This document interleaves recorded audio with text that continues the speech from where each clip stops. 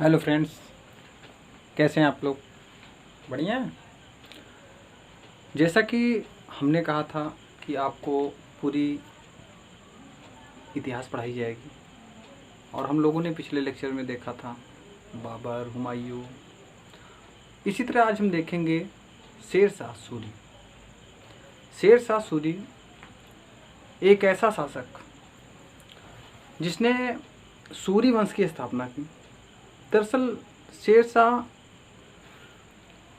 के बचपन का नाम फरीद था। इब्राहिम के पुत्र हसन, इब्राहिम के जो पुत्र हैं हसन, हसन के घर पे एक बच्चे ने जन्म लिया जिसका नाम फरीद खां था।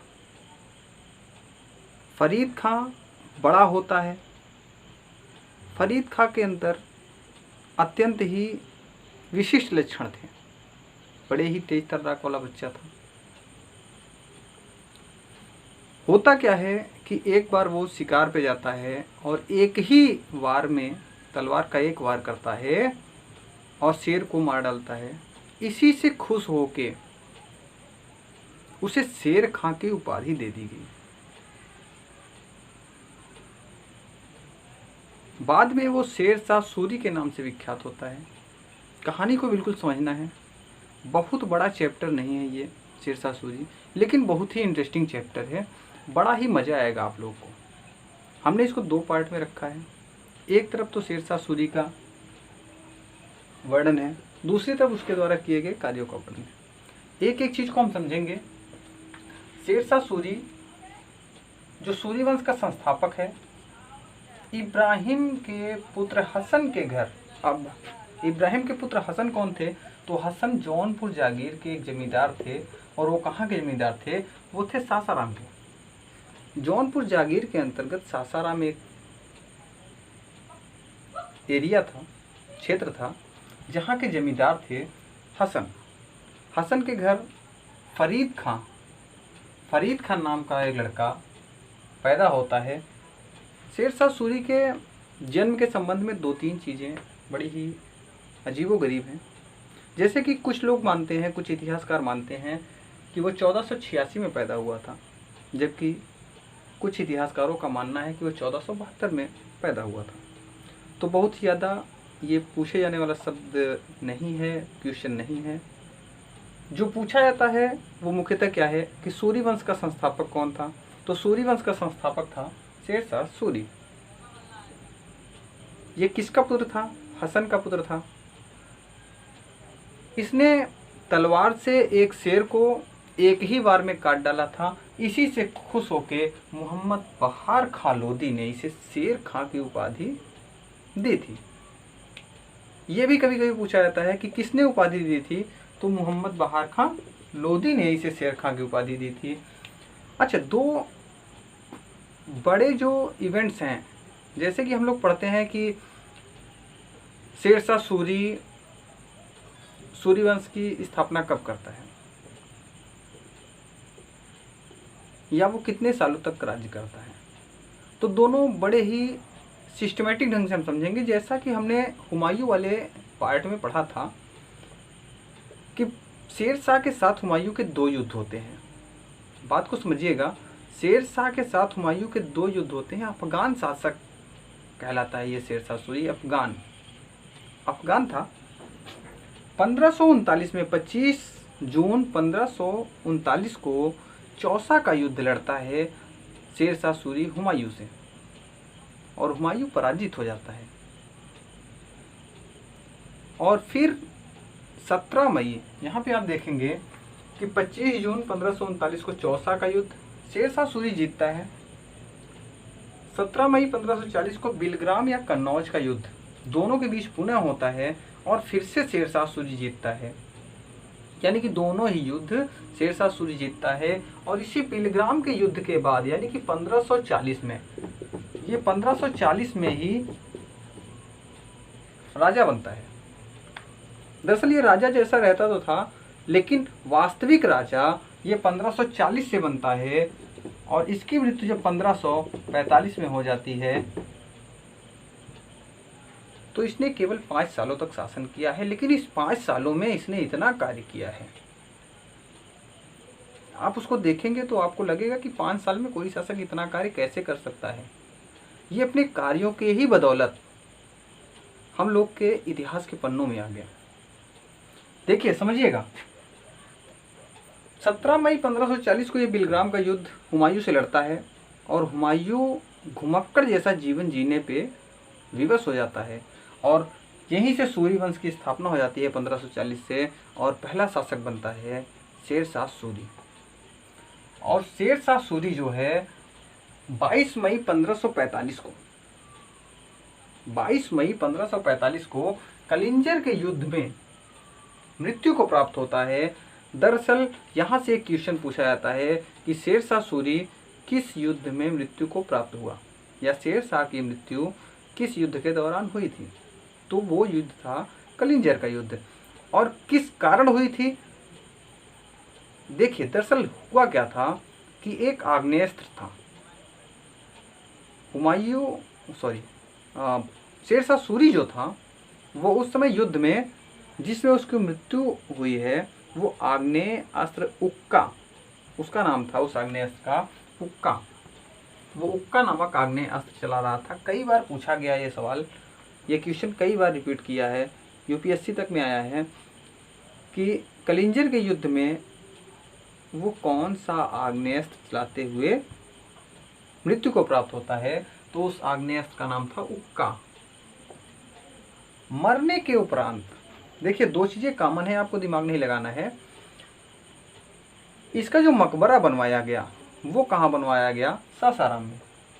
और मैंने बताया था कि जौनपुर के अंतर्गत जो सासाराम था वहां के जमींदार थे इनके पिता हसन। अब एक क्वेश्चन यहां से और पूछता है, वो क्वेश्चन क्या पूछता है कि किस राजा का मकबरा झील के बीच में बनाया गया है।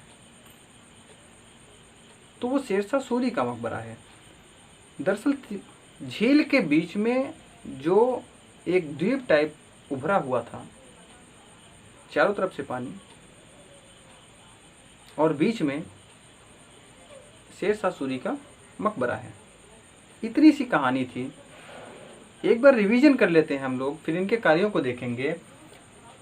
शेर शाह सूरी सूरी वंश का संस्थापक है। इब्राहिम के पुत्र हसन जो कि जौनपुर के अंतर्गत आने वाले सासाराम के जमींदार थे, उनके यहाँ पैदा होता है। इसके बचपन का नाम फरीद खां है। मोहम्मद बहार खां लोधी ने इसको शेर खां की उपाधि दी। शेर खां की उपाधि, ध्यान दीजिएगा। शेर खां क्यों कहा जाता है, क्योंकि इसने एक ही तलवार के वार से शेर को मार डाला था। 1539 में चौसा का युद्ध लड़ता है। 1540 में कन्नौज या बिलग्राम का युद्ध लड़ता है और दोनों में इसकी विजय होती है। विपक्ष में होता है हुमायूं इसी के बाद से सिंध चला जाता है। और 22 मई 1545 को कलिंजर के युद्ध में इसकी मृत्यु हो जाती है और मृत्यु का कारण बनता है उक्का नामक आग्नेयास्त्र। इसका मकबरा बनाया जाता है सासाराम में। वो झील में बना, इसलिए चारों तरफ से पानी से घिरा हुआ है। ये क्वेश्चन कई बार पूछा गया है। इसके कार्यों की बात करते हैं तो इसने बहुत ढेर सारे काम किए। सबसे पहला ही काम मैं आपको बता दूं कि रोहतास का किला और किला ए कोहना की स्थापना। अच्छा, किला ए कोहना दिल्ली में है। अच्छा ध्यान दीजिएगा, कभी कोई आता है दिल्ली का पुराना किला किसने बनवाया, दिमाग पे रखिएगा कि दिल्ली का पुराना किला किसने बनवाया। दिल्ली का पुराना किला इसलिए बोल रहा हूँ क्योंकि दिल्ली का लाल किला और आगरा का लाल किला ये दोनों मुगलों ने बनवाए हैं, लेकिन दिल्ली का पुराना किला शेर शाह सूरी ने हुमायूं के एक बहुत ही पसंदीदा किले को तोड़कर बनवाया था। वो था दिल्ली का पुराना किला। किला ए कोहना भी उसको कहते हैं। तो रोहतास का किला और किला ए कोहना, 2 चीज़ों के अलावा कभी कभी पूछता है कि डाक प्रथा का प्रचलन किसके युग में आरंभ हुआ। तो डाक प्रथा का प्रचलन शेर शाह सूरी के काल से ही प्रारंभ हुआ था। पाटलिपुत्र को इसने एक नया नाम दिया जो आजकल हम देखते हैं पटना, बिहार के अंतर्गत, बिहार की राजधानी है पटना। तो इसका पहले पुराना नाम कभी कभी पूछ लेता है कि पटना का पुराना नाम क्या था, तो पटना का पुराना नाम पाटलिपुत्र था। अच्छा, 32 इंच की सिकंदरी गज, नाप की पैमाइश करने के लिए इसने 32 इंच की सिकंदरी गज और सन की डंडी बनवाई, जिससे भूमि में सुधार हुआ। इसके अलावा इसने कन्नौज, अभी हमने पढ़ा था 1540 में तो बिलग्राम या कन्नौज का युद्ध हुआ था, तो उसके स्थान पर इसने एक नया शहर बसाया जिसका नाम था शेरसूर। शेरसूर के साथ साथ इसका जो सबसे महत्वपूर्ण कार्य है और सबको दिखता है, क्योंकि हर व्यक्ति ग्रैंड ट्रंक रोड यानी जीटी रोड का प्रयोग करता है। तो जो जीटी रोड पश्चिम बंगाल से पाकिस्तान तक है, यानी कि इंडिया और पाकिस्तान को ऐड करती है, वो इसी शेरशाह सूरी ने बनवाई थी। कुछ इतिहासकार ये भी मानते हैं कि शेरशाह सूरी ने इसकी मरम्मत करवाई थी। दोनों ही कथन सत्य हैं। कुछ इतिहासकार मानते हैं बनवाई थी और कुछ मानते हैं इसकी मरम्मत करवाई थी। तो शेरशाह सूरी और जीटी रोड का बड़ा गहरा संबंध है, तो दोनों ही ऑप्शन में शेरशाह सूरी ही है, उत्तर होगा। इसके अलावा रुपए की शुरुआत शेरशाह सूरी के ज़माने में ही होती है। वो 178 ग्रेन चांदी का सिक्का, जिसको रुपया बोलते हैं, और 380 ग्रेन तांबे का सिक्का प्रयोग में लाता है। इस प्रकार से इनके कार्यों को हमने देखा, शेरशाह सूरी को देखा। इनके बाद ही मैंने बताया था कि हुमायूं सिकंदर सूरी को पराजित करके पुनः आएगा 1555 में, और 56 में उसकी मृत्यु हो जाएगी।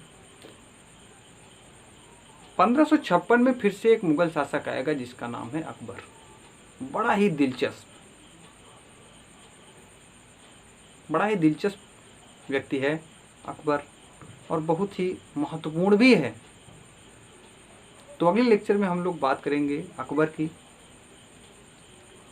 अगर आपको वीडियो अच्छा लग रहा है तो इसे लाइक कीजिए, सब्सक्राइब कीजिए और शेयर कीजिए, और अपने दोस्तों को भी बताइए, ताकि हम इस लॉकडाउन में घर बैठ के अच्छी से अच्छी शिक्षा प्राप्त कर सकें और इस लॉकडाउन का उपयोग कर सकें। ओके, थैंक यू, धन्यवाद।